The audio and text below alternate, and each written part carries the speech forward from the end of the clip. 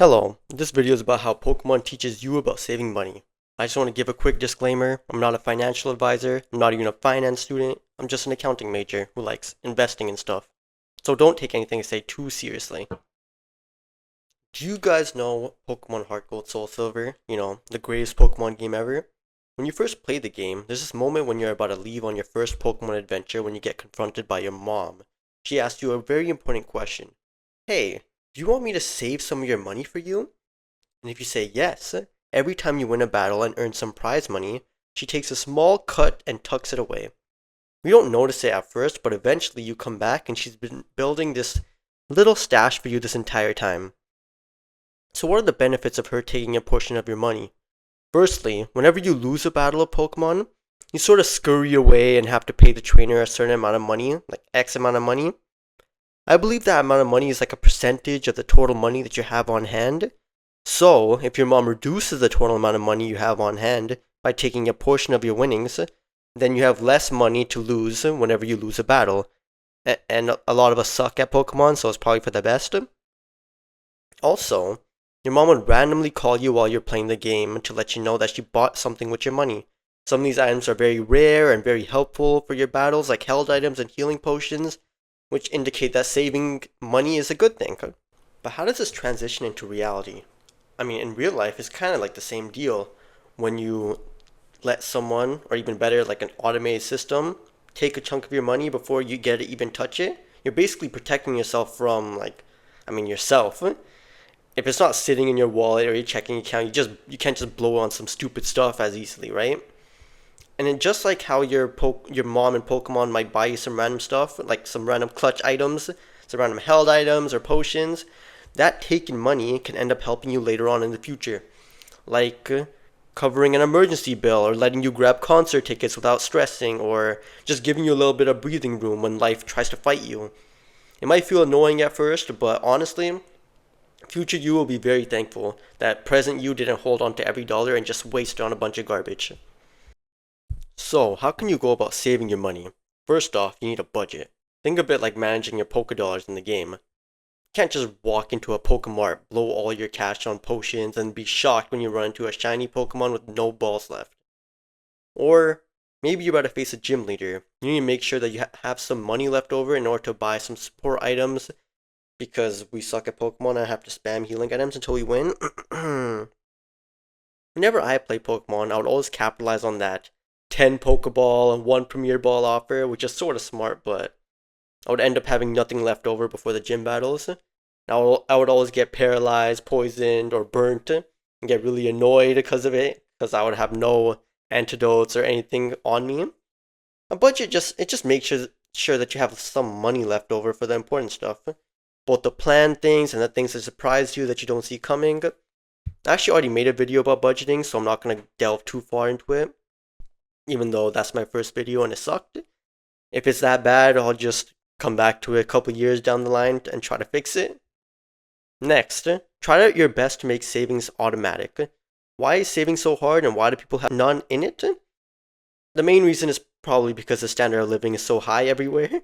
But the second reason is because our brains are wired for instant gratification, and it fails to see anything in a long-term perspective. Think about it like this. When we were children, we would never use any move that doesn't do damage. Swords dance? Nope. We're gonna spam attacks until the thing died, because we don't see any value in setting up. Saving money is very similar to this.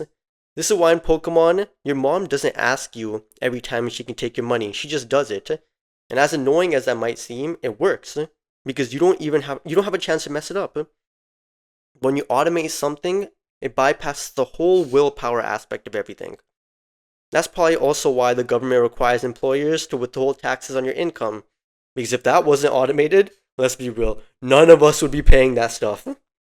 You can do the same thing with your bank. You can set up automatic transfers so a portion of your paycheck goes straight into your savings before you can even think about saving it.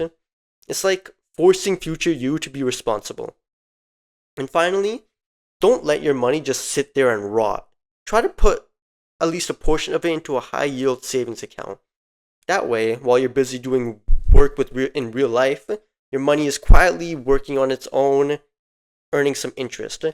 I think the biggest reason as to why you have to do this is because it'll combat inflation, which, with all the tariffs and everything going on in the world, it's probably pretty important to do that. And it's not going to evolve overnight, but over time, these little boosts add up. The money in this account can be used to do with short-term things. It's sort of like an emergency fund.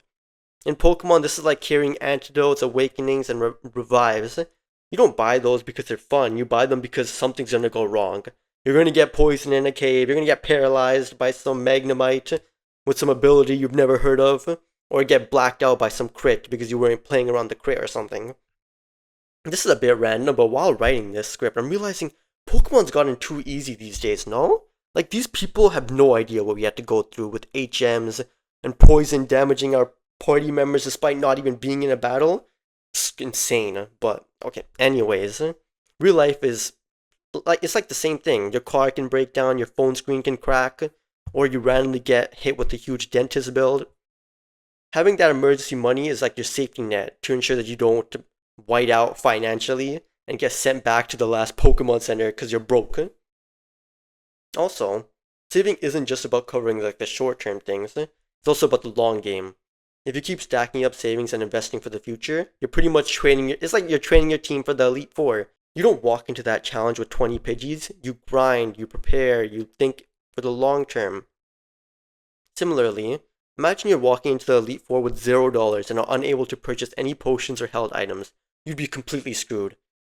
Unless you're like Pokemon Challenges or Small Ant or some other nerd, of course. Retirement is kind of like the same thing. If you consistently build up your money now, eventually you have the financial willpower to handle that endgame. It might take patience, it's definitely not flashy, but like, when the time comes, you'll be glad that you put in that work early. I keep going on Instagram and TikTok, I see these elderly people working and it breaks my heart, so you definitely need to take retirement into consideration. I'll delve a little bit deeper into this topic in a future video because investing and stuff is a big topic and that warrants it for sure. Overall, at first, saving might feel like trying to train a Magikarp or an Abra is really slow, boring, and pointless. You're sitting there using Splash all the time, Teleport, you have to switch train. But over time, that's going to add up and eventually it's going to become an Alakazam or a Gyarados that's just destroying everything in sight. Money works in a similar fashion. It levels up slow at first, but the longer you stick with it, the faster it grows. And that's why starting early is so important. So I suggest start ASAP. Budget smart, automate it, let it work for you. Finance should not be difficult, it just requires some basic knowledge and some willpower.